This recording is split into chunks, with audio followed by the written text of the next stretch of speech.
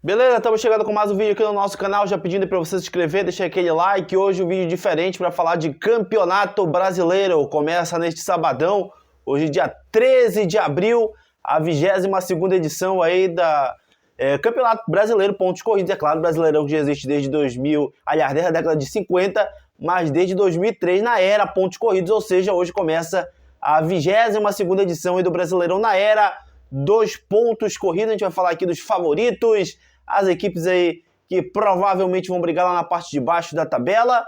E o Brasileirão começa hoje, neste sabadão, com 4 jogos, né? Internacional e Bahia às 18h30, duelo aí de duas equipes com título de Brasileirão no currículo, mas que já não ganha bastante tempo, né? O Internacional, que é um tricampeão brasileiro, mas a última vez que o Colorado faturou o Brasileirão foi lá em 1969, ou seja, na era dos pontos corridos, o Internacional nunca foi campeão brasileiro.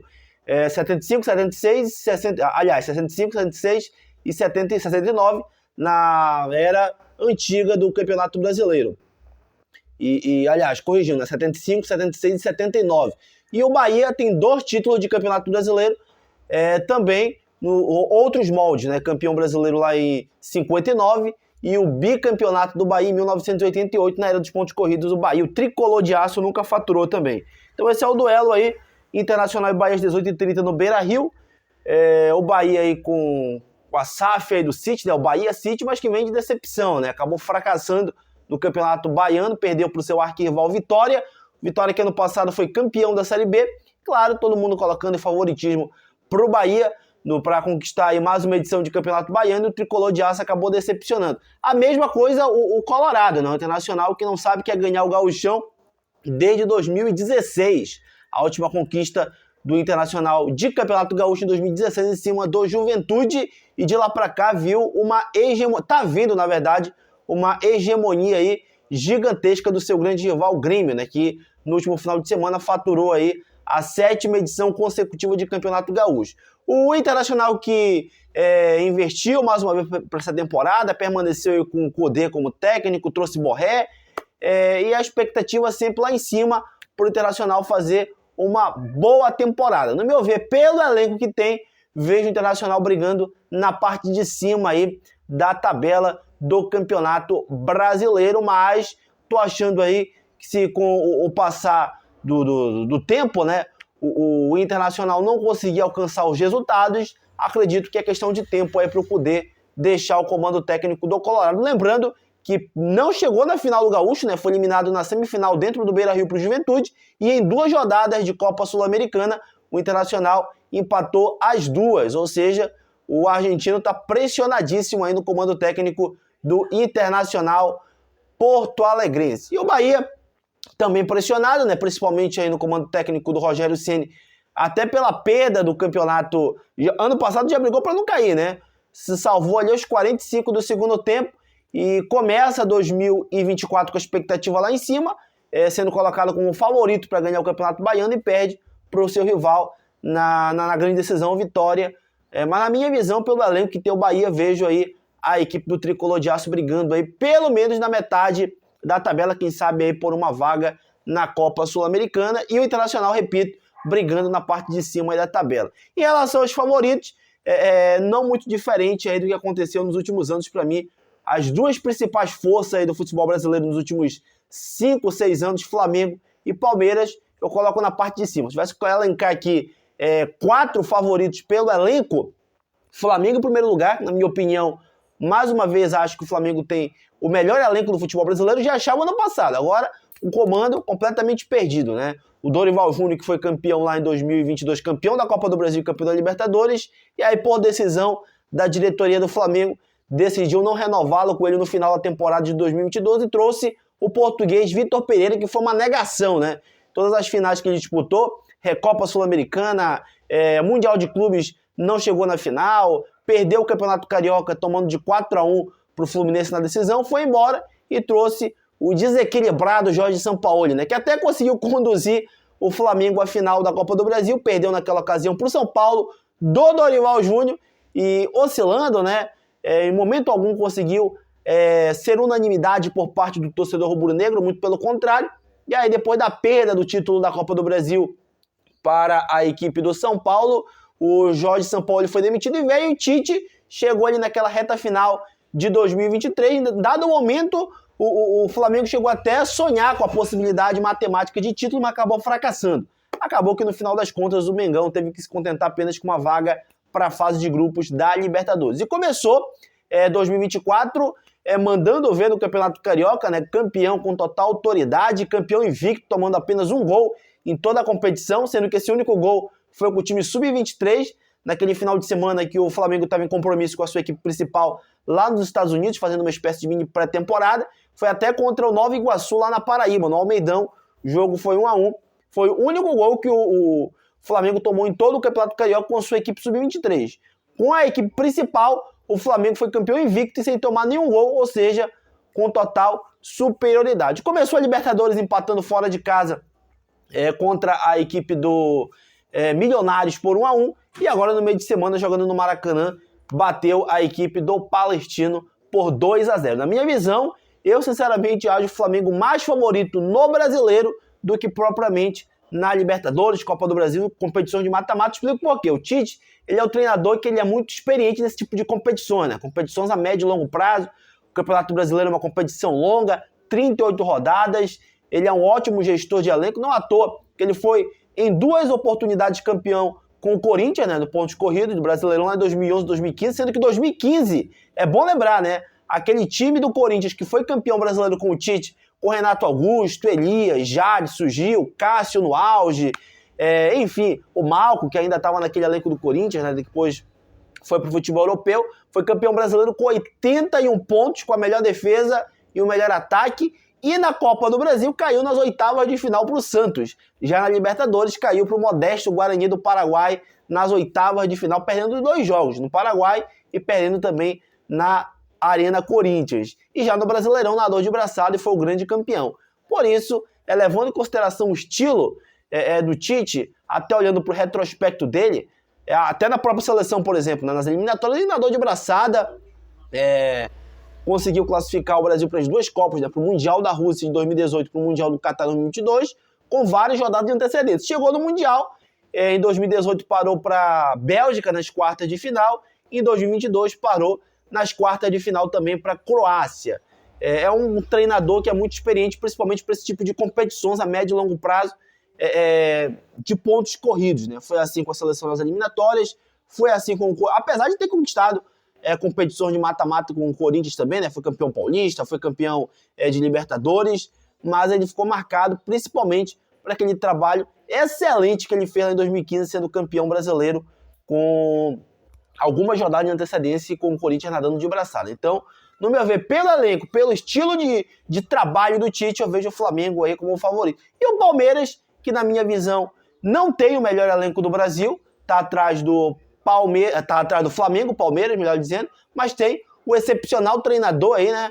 Acabou de ser tricampeão paulista, 3 títulos consecutivos, é o atual bicampeão brasileiro, é o treinador mais consistente do futebol brasileiro, o Abel Ferreira das 4 temporadas, ganhando absolutamente tudo que disputa aí com o Verdão. É uma equipe consistente, é uma equipe equilibrada, é uma equipe que sabe o que quer nas competições em que disputa, seja Paulista, seja Brasileirão, seja Libertadores. Não à toa que, se tratando de Brasileirão, o Palmeiras do Abel Ferreira é o atual bicampeão, e na Libertadores tem 2 títulos consecutivos, lá em 2019, aliás, 2020 e 2021, e nas 2 outras temporadas que não faturou o título, mas chegou pelo menos entre os 4 melhores, ou seja, com o Abel Ferreira, o Palmeiras nunca ficou de fora de uma semifinal de Libertadores, né? 2020 foi campeão em cima do Santos, 2021 foi campeão em cima do Flamengo, 2022 parou na semifinal para o Atlético Paranaense e ano passado parou na semifinal para o Boca Juniors.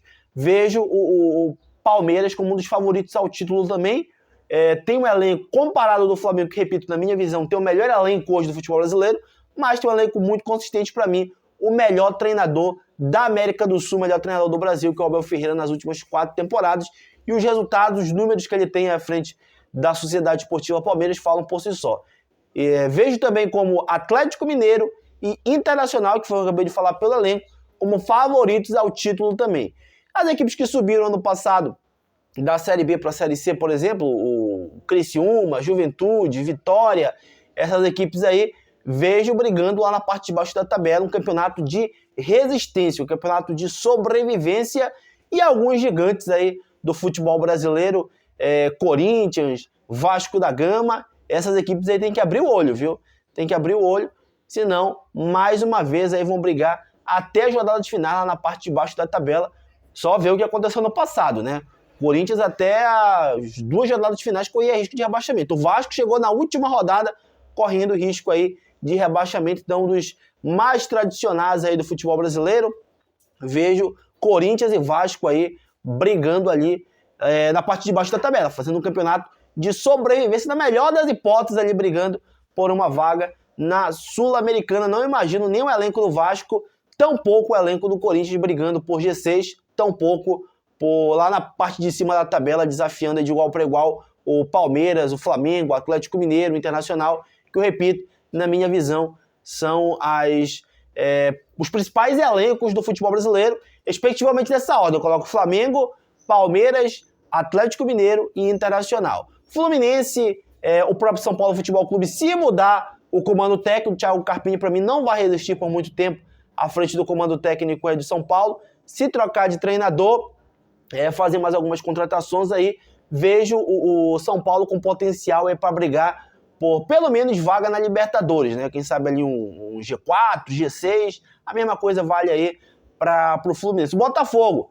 abriu o olho também, não acho que o Botafogo vai fazer um campeonato como, por exemplo, ano passado, que fez o excepcional primeiro turno, entrou em rota de colisão no segundo turno, teve várias mudanças no comando técnico, enfim, mas na pior das hipóteses ainda conseguiu fazer G6 e foi para a Libertadores, tanto é que passou pela Libertadores e agora está aí disputando a fase de grupos da principal competição aqui da América do Sul, mas começou super mal, né? Perdendo em casa para o Júnior Barranquilla e agora no meio de semana jogando lá em Quito, no Equador, perdeu de 1-0 para a LDU, já é a lanterna do seu grupo. Eu vejo o Botafogo também nos mesmos moldes aí do Vasco, do Corinthians, fazendo um campeonato aí de meio de tabela para baixo. Não acho que o campeonato do Botafogo, até pelo elenco que tem, até pelas tomadas de decisões aí do John Textor, né, que é o dono do Botafogo, mais preocupado em fazer confusão, puxar confusão fora de campo, no extra-campo, do que provavelmente montar um time competitivo para que possa proporcionar ao Botafogo fazer uma temporada interessante. Vídeo que aconteceu no Carioca, mais uma vez não chegou nas semifinais, tá fazendo uma fase de grupos aí de Libertadores muito ruim, né? 2 jogos, 2 derrotas, e no Brasileirão vejo o Botafogo fazendo um campeonato mediano para baixo. A mesma coisa que eu falei para Corinthians, para Vasco da Gama, vale também para Botafogo. Em relação aqui à rodada, né, que vai começar hoje, só para a gente passar aqui tudo direitinho, vai começar hoje pela parte da tarde com Criciúma e Juventude, o duelo das 2 equipes que estavam na Série B ano passado, né? O Juventude subiu, aliás, o Vitória subiu como campeão, o Juventude subiu na segunda colocação, o Criciúma também subiu, né?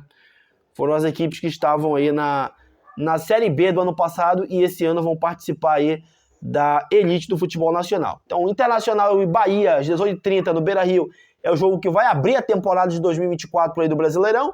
Criciúma e Juventude às 18h30 no Heriberto Wilson, lá em Criciúma, Santa Catarina. Fluminense e Red Bull Bragantino às 21h no Maracanã. E fechando os jogos deste sabadão, São Paulo e Fortaleza às 21h no Morumbis, né? Novo nome aí do Cícero Pompeu de Toledo, Arena Morumbis. Vasco da Gama e Grêmio amanhã às 16h em São Januário. Atlético Paranaense e Cuiabá amanhã em Curitiba às 16h. Atlético Goianiense, que também ano passado estava na Série B, né?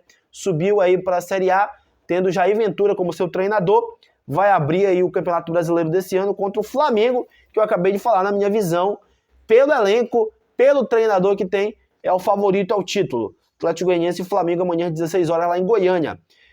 Corinthians e Atlético Mineiro às 16h na Neoquímica Arena. Cruzeiro e Botafogo às 17h no Mineirão.